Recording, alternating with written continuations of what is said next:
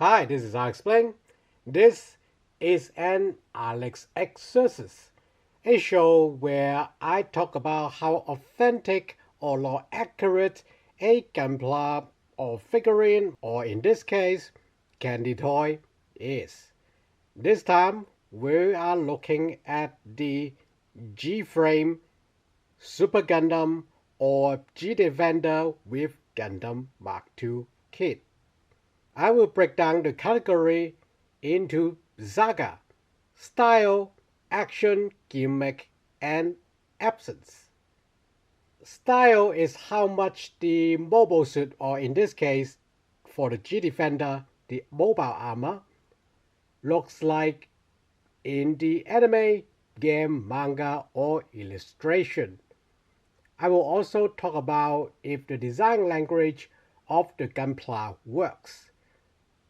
So if there are any special takes, are those stuck out like a sore thumb, or would it work as if the mobile suits are real?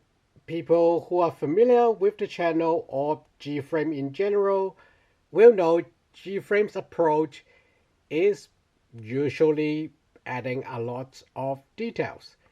We kinda had some look at the Gundam Mk-II, but let's have a quick look. We can see it has fairly detailed armor segmentation, even if they are not actually in separate pieces. And since this is a OG frame, not a FA, it does have exposed thighs and biceps at the back. But as you can see, most of them are hidden and you don't really see them. And you can see all the vents, RPG motor outlets, and exhausts. So very typical of G-frame, or even I would say for G-frame, Gundam Mk-II does not have a lot of original markings or armor segmentation, which is a lot more faithful than what we see for G-frame in general. For the G-Defender, on the top you will see the wings have a lot of segments like they would on a real aircraft, and so as for its fuselage, its two-body fuselage. And it is for a space jet aircraft model fairly detailed for its size. Of course, you don't really see that much detail, even in close-up. Well, you do see a bit better in close-up, but in general, you don't get to see the whole structure with all the realistic armor segments on the G Defender. So at least for that, very good. And size wise, because the G Defender will combine with Gundam Mk-II into Super Gundam for this kit, the ratio is correct. So very good styling, or very authentic styling for this kit. Second part is action. Basically how well the kit can move. You know, the articulations on the kit or figurine. And since this is a G-frame, even with their single jointed elbow, it can move up quite a bit. The head have forward and back, although a lot of movement is blocked by the Falcon ports. But this is actually sort of a styling thing as well, because the way G-frame works makes these Falcon ports a lot bigger than they're supposed to be. And the backpack, I wouldn't say necessarily too small, but it does suffer from not having the movable vector thrusters on top. So there are point deduction in this area, on the upper area. Also missing are the main thrusters. They supposed to be somewhat movable, factored, but obviously as a G-frame, the thrusters don't get any factoring. Side skirt does have some movement. This allows Gundam Mk-II to do the signature kick. If you did watch those parts. Sort of kicking its own ass because the armor at the back of the calf will hit the back skirt, which shouldn't be an issue for practical combat, but yeah, having the ability to knee high with the foot pointing downward or beyond downward is great. The ankle guard is movable on a single joint. That gives more room for the foot. The foot is on a ball joint to a peg into the lower leg, so it have a lot of movement. But yeah, basically any realistic movement will go. Oh, also kinda skipped in style because Gundam Mk-II is a new generation of mobile suit in the lore to have a full skeleton inside. So Gframe having a full skeleton inside means that it is extra lore accurate for it. So there are points for that. Skirts can move as we have seen. Shoulder also different. Oh yeah, arms can rise up so high, and it does have a shoulder pull, but the armor does not have a cutout for it to go forward too much, but enough to, if I do this correctly, but it is enough to bring the mobile suit 10 right in front of the cockpit, which is how most Gundam pilots get out of their mobile suit and later get on in the field. So in fact, let's try to do like a emergency,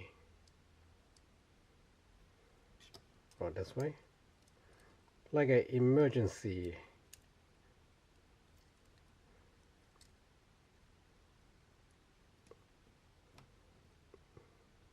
landing. So a kneeling pose with the hand near the cockpit. Most G-frame can do this, just, you know, well, not particularly important for the Mk-II, but yeah, just something that to show off if, you know, you're not convinced of my fiddling. You can wrench the armor segments open for a bit. This is a inherent issue of G-frame, but at least for my categorization, it's not a big problem. So now G Defender, it is just supposed to be like a for sort of a water ski aircraft, but obviously it is a universal flyer, so it can fly in space as well as within the atmosphere. It is not designed to dive, but I think it can submerge into water for a bit, or, you know, in combination with Mk-II as Super Gundam, it would be fine. It wouldn't be totally trashed. But yeah, it is not supposed to submerge or dive down, just flying around. The wings can't move, which is sad for that, but the vertical wings do move because they are on a single peg. So this is a bit of a bonus. Intentional maybe, but yeah, you can make it so that it's like in a breaking mode. The middle wing does have a second position to peg in from here to there for Super Gundam mode, but we are not quite playing with that yet, so that's that. The main features, these pylons, they have movement. Now, you suppose to peg these pylons into this lower hole so that these tabs can go into the hole here, but mine is just stuck in its current position and it's not going back in. To be honest, it is a weird system for 1 hour free main mode for the G Defender. The second mode obviously is the cruising mode, where the G Defender will carry Gundam Mk-II, not really fighting together, just carrying it, but it's sometimes called the MA mode for Super Gundam, but for Super Gundam, the cockpit of G Defender will be ejected to make room for for this kit, it is to make room for the central wing to move in. In the law, it just got ejected because you might have a pilot in there, so not very good. If let's put Gundam Mk-II in for demonstration before we move into Gimmick.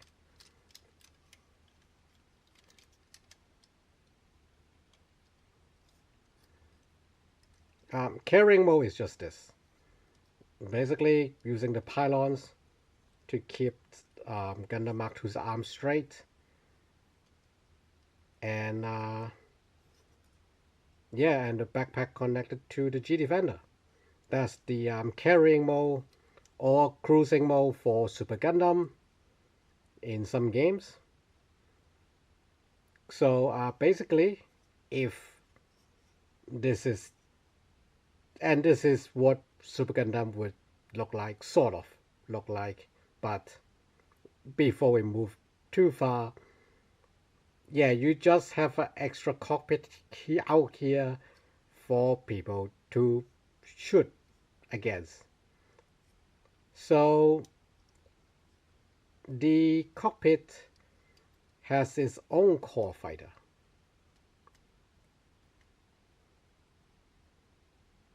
Or rather, the cockpit is its own core fighter. And these are little vertical wings.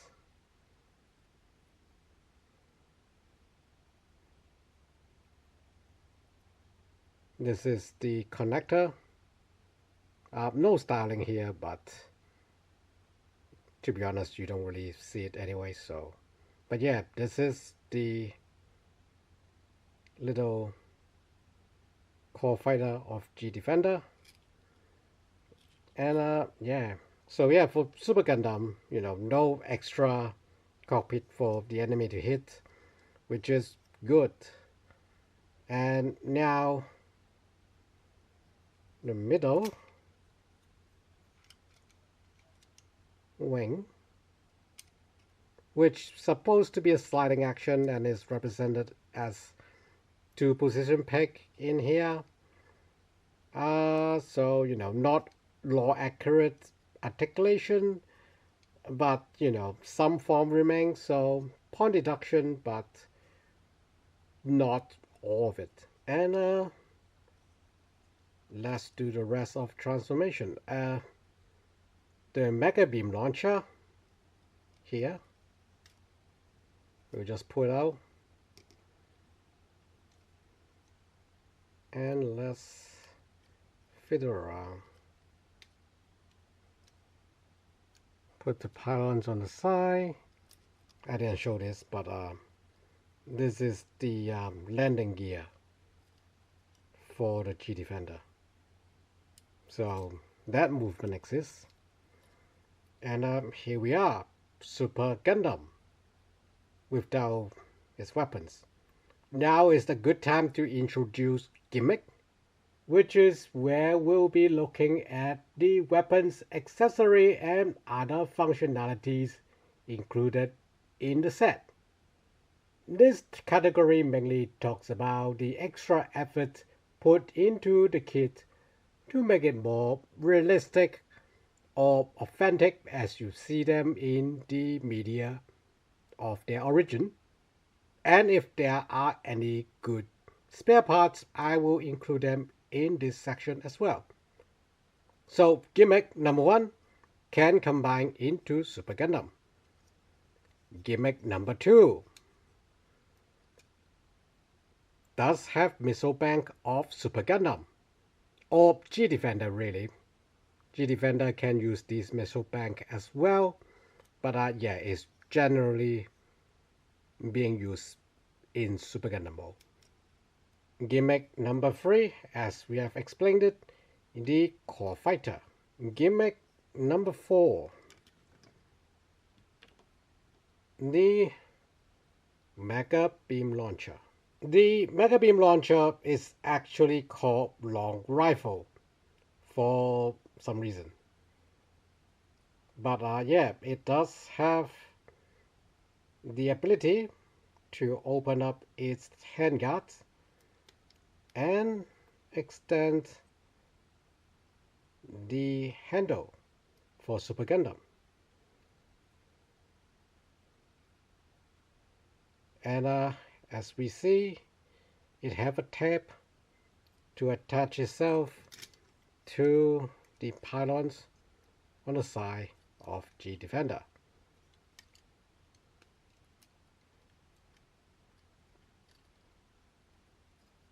Now, due to the size of the long rifle, it is a bit hard for Gundam Mk-II to use it, but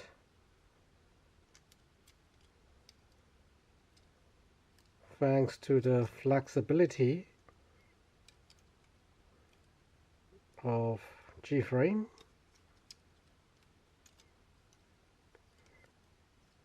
we can make it in a more natural pose, in carry or shooting. And talk about spare parts, we have the shield. Super Gundam don't really carry a shield into battle, mostly because with G Defender it has a lot more thrust, so we can avoid most of its attacks. And with the long rifle, it would be staying out of most enemies' range. But, comes to shove, the pylons on the G Defender are also designed as shields. So they do have hardened armor.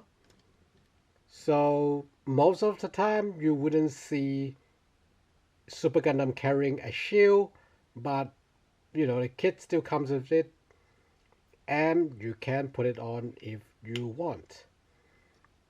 It also comes with the Hyper Bazooka and Beam Rifle for Gundam Mk-II, which you might see Super Gundam using them at times, but in general they are abandoned to preserve weight, because this G Defender or Super Gundam is created to fight the high performance fast mobile suit transformable mobile armor that Titan is unleashing, or to join Zeta Gundam and Hakushiki and Rick Dias in their high speed guerrilla runs. So Super Gundam, while having a lot of firepower and quite a bit of armor thanks to the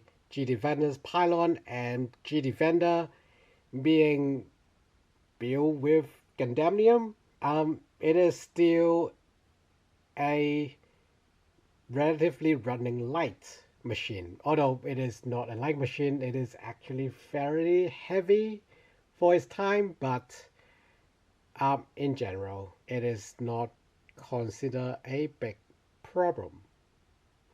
Also, as we have mentioned, this kit does include a Vulcan pods for Gundam Mk-II, so that gimmick is preserved.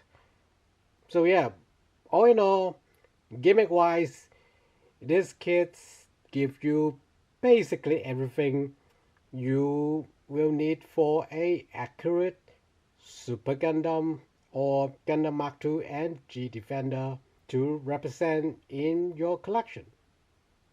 The fourth category is absence, which is to say the things that is missing out on the kit that would make it less authentic / lore accurate, or feels out of place or underappreciated, maybe.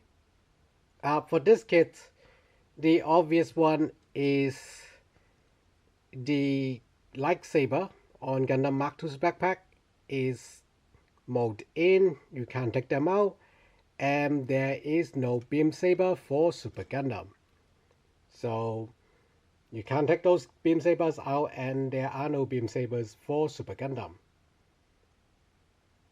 We are also lacking the extra magazines, or at least removable magazine, from the beam rifle and the hyper bazooka, which both are key features of Gundam Mk-II. The cockpit of G Defender and Gundam Mk-II does not open. It is an absence, but generally anything smaller than 1 to 100 is not considered to be a big deal, but it is an absence, so let's record that into the marking sheet. But yeah, otherwise this Super Gundam or G Defender and Gundam Mk-II kit does not have much of in place of absence. As a Gframe, you can easily put other Beam Sabers into Gundam Mk-II's hand if you do want to display him. If you do want to give him a Beam Saber, there's no trouble there. Yeah, the lack of removable magazine, I wouldn't fault it because Gframe in general is such a low price point product, at least in conception and in comparison. Of course, these days, or even this kit, exceeds the price of the HGUC Super Gundam kit. But for the Gframe concept, I wouldn't fault them for not having removable magazines. Although I would fault the absence of separate magazines as spares, and fault them not having them being attachable to the side skirts like they should. But yeah, overall, the Gframe Super Gundam set is a rather authentic representation of the Super Gundam or G Defender with Gundam Mk-II. Obviously, if you already have a Gundam Mk-II, you have a spare unit that you can pretend to be the one sent back to being studied and disassembled as spare parts. But yeah, they do have a G Defender. I think it's with flying armor or with some other support flight system for the Gframe FA Gundam Mk-II. This one is the original Gframe set, but if you ask me, I think this is a good arrangement. One where the back is mostly covered by a giant MA that couldn't, well, okay, you can still see the thigh, but you don't really see the back, so it's okay to have one like that. And if I really want it, to be back showing, I can use my Gframe F8. That's that. So the final tally for style, I will have to stay with an A, because this is a Gframe, not a Gframe F8, so there are exposed parts. And yes, Gundam Mk-II and the G Defender suffer a lot less from what I will say obsessive panel lining. Like, I would say this whole thing with Gundam Mk-II and the G Defender is like the peak of Gframe styling. I will still only give it an A because exposed parts and some of the ratio, like the head Falcon ports. Action, I can't fault it. Sure, it have a lot of supposed to be sliding parts that now is alternative pegs. Hands, you only really got fists, but it can hold on everything, so I can't fault that either. The pylons get into every mold with its double multi-axle joint. Actually, there is a joint for this part as well, so with its triple joint pretty much, or 4 joint if you count the swivel here as well. So basically 4 or 5 joint for each pylon means that yeah, it can get into any pose, and excellent Gframe action by itself. The middle wing, yes, it's not a slide, it is just 2 position pick, but it lock into the 2 place that is supposed to stay in. So I will give this an S. Oh yeah, and the long rifle having the little shield open and close, and how the handle can fold in. Also, the missile port coming out, open up. Yeah, all of this, that is definitely top tier action, at least for scale.